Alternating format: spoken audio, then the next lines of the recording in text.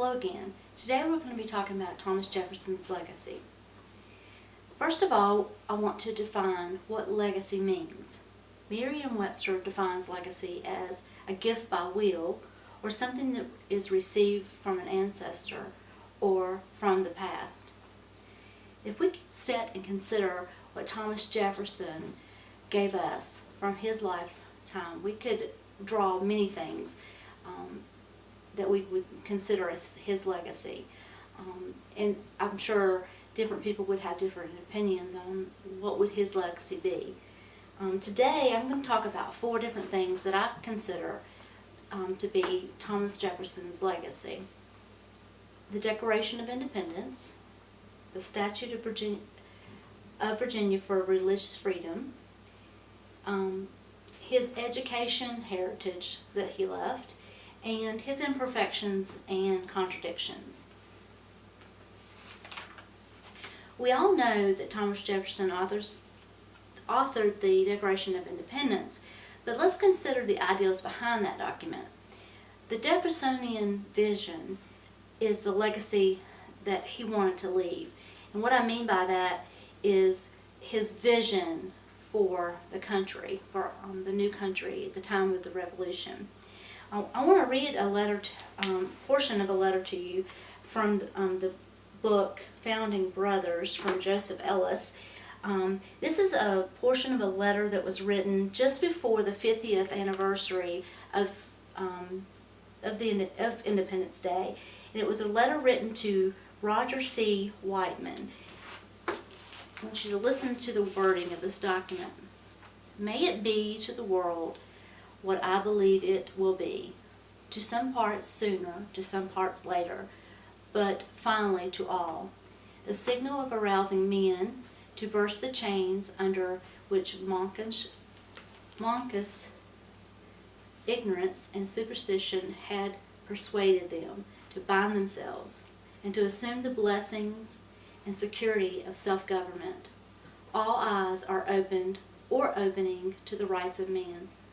The general spread of light of science has already laid open to every view of palpable truth that the mass of mankind has not been born with saddles on their backs, nor a favored few, booted or spurred, ready to ride them legitimately by the grace of God. These are grounds of hope for others, for ourselves. Let the annual return of this day forever refresh our recollections of these rights and an undiminished devotion to them. And I want us to remember 2 key phrases from this passage. Number 1, blessings and security of self-government. I believe that Thomas Jefferson wanted his legacy to be, and our legacy as a country to be, one of self-government, government by the people. And 2, the phrase, all eyes are opened and opening to the rights of men. For the first time, there is written into a constitution the rights of men. The rights of men are being considered. So, and that was very important to Thomas Jefferson. The legacy of this document goes beyond, like I said, goes beyond the document itself in that it's his vision of what he wanted the country to be. And even on that 50th anniversary, he was still thinking about that vision that he wanted the country, wanted his country to be. The second thing I want us to consider was the Virginia Statute for Religious Freedom. And we know that this statute ultimately influenced the First Amendment, but what I think most people don't realize was that this Virginia bill was only one of 5 that Jefferson proposed in light of religious freedom. If you leave this one bill in context with the others,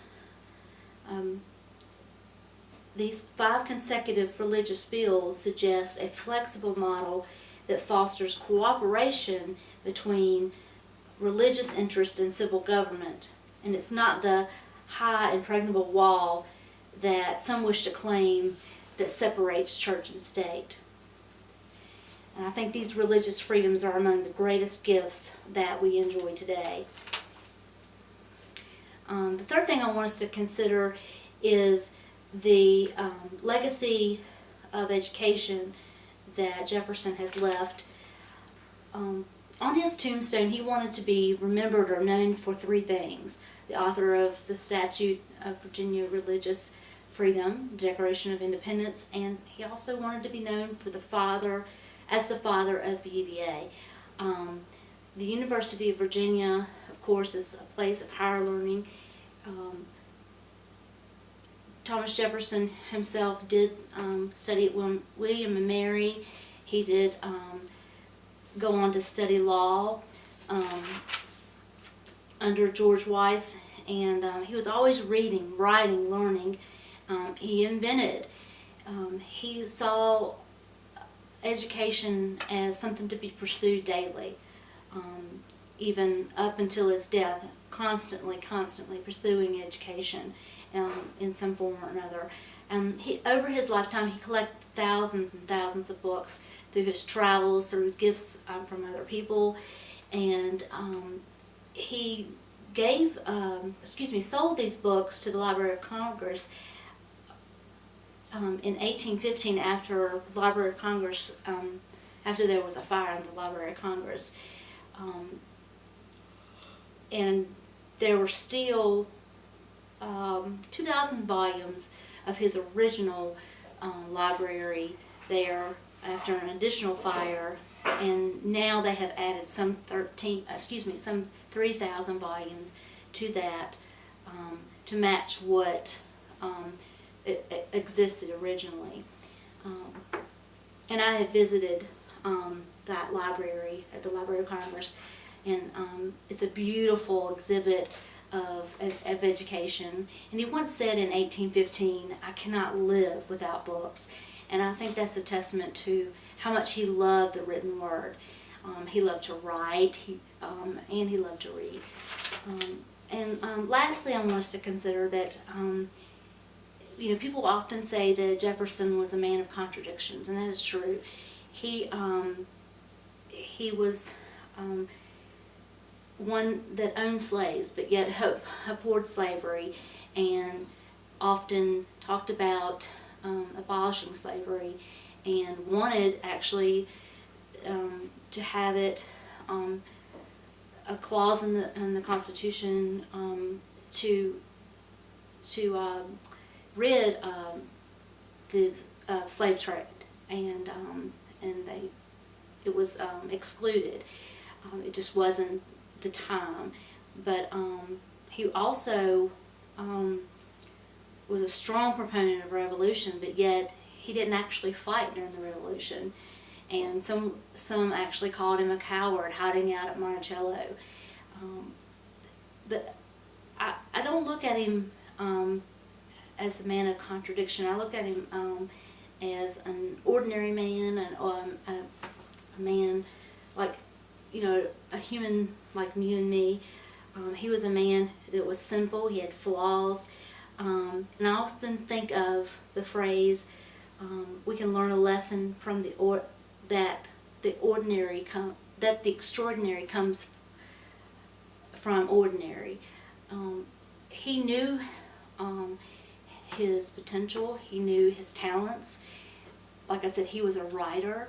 He wasn't the big orator like Patrick Henry. He was the silent type that liked to write and brood and think and prepare, and that was his talent. And I think that our country is better off for that. He used those talents to build very important documents for our country, and an important foundation for our country.